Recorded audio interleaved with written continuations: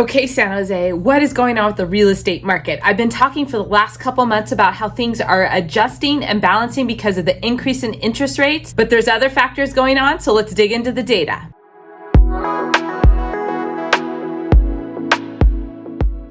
Hi, I'm Theresa Wellman with HomeownerExperience.com. Today we're talking about the San Jose close stats data for June 2022. As we've been noting the last couple months, inventory has been increasing, sales demand has been going down, and we expected that prices were probably peaked in April or so. So we've got some more data to show how that looks. So let's go ahead and look onto the screen and talk about those actual numbers. So here we have the Santa Clara County chart.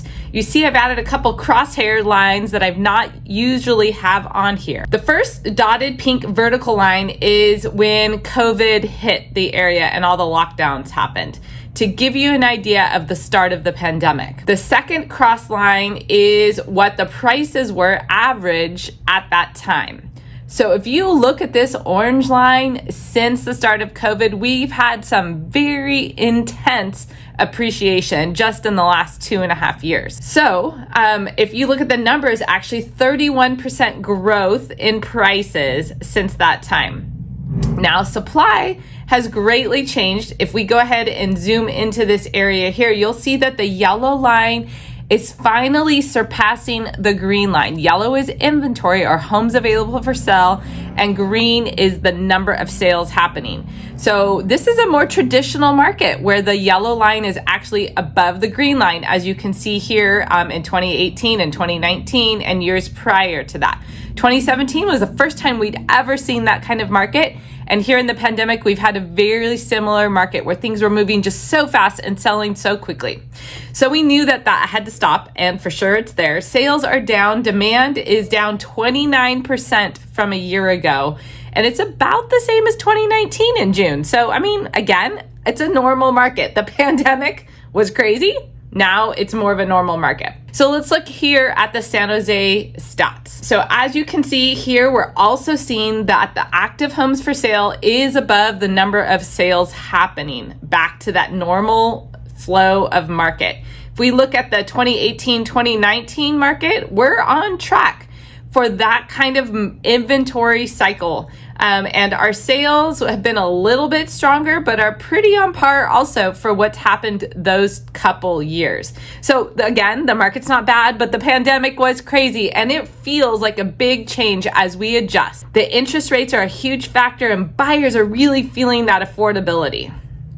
So let's look at the actual stats here. So for June, the average close price was down 7.2% from May, but we're still up 7% in single family homes in San Jose from a year ago. So still pretty good appreciation. The number of homes in contract has been dropping steadily. If you remember a few months ago or earlier in this spring season, we were seeing 70 to 80%. The last couple months we've been in the 68 to 60, or sorry, last year was 68, last month was 60, and now we're down below 50% of homes in contract.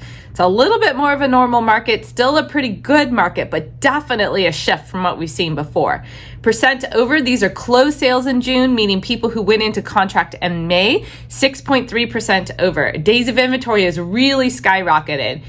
The number of closed sales is down a lot, 28% from a year ago, and pending sales are down 12% from a year ago and 15% from just a month ago. So stay tuned. We'll talk a little bit about the home finance, and we're going to review some of those numbers with the interest rates. And at the very end, talk about the condo market, which is different. Are interest rates settling? What's going on? So this is the Freddie Mac mortgage survey that is published every week. You see these are dates or numbers as of June 30th, 5.7% for a 30-year fixed mortgage. Now this is conforming loan, so if you're getting a jumbo, it's typically a little bit better. But again, we're expecting it to be over 6% by the end of the year. We did have a huge hike in the middle of June, and we're expecting another one in September. So looking at that interest rate history, the average since 1971 is 7.7%.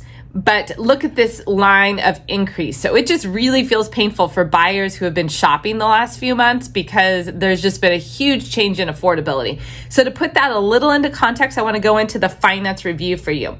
If you put 20% down on the average home at $7.31 million, that's the price today, with an 80% loan to value at a 5.25 jumbo rate, your mortgage payment is $7,600 plus your property taxes plus your insurance. You're paying just under $10,000 for the median home in San Jose.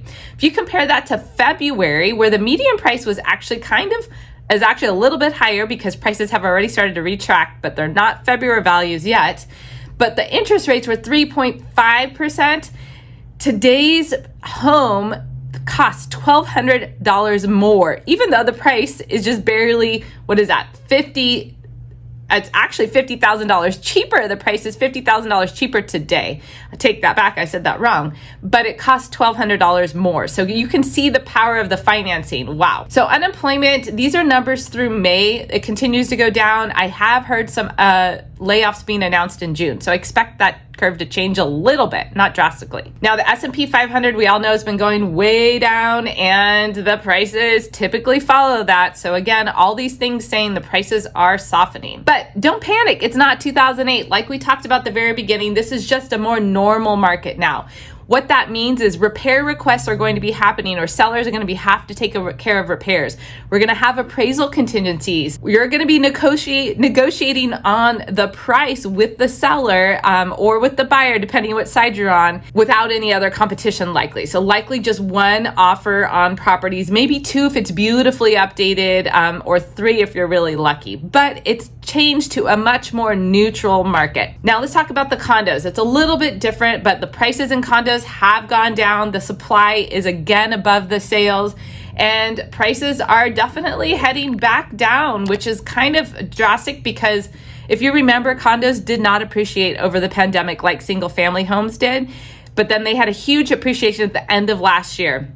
We're already starting to subtract that appreciation, and looks like we're going to end up at some of those peak prices. We're not quite there, but the 2018 peak prices seem to be coming back around. So I hope you enjoyed this. Next, I recommend you watch Things to Do Before Buying a House, or my video on how to understand if it's a buyer or seller's market. Thanks for joining me.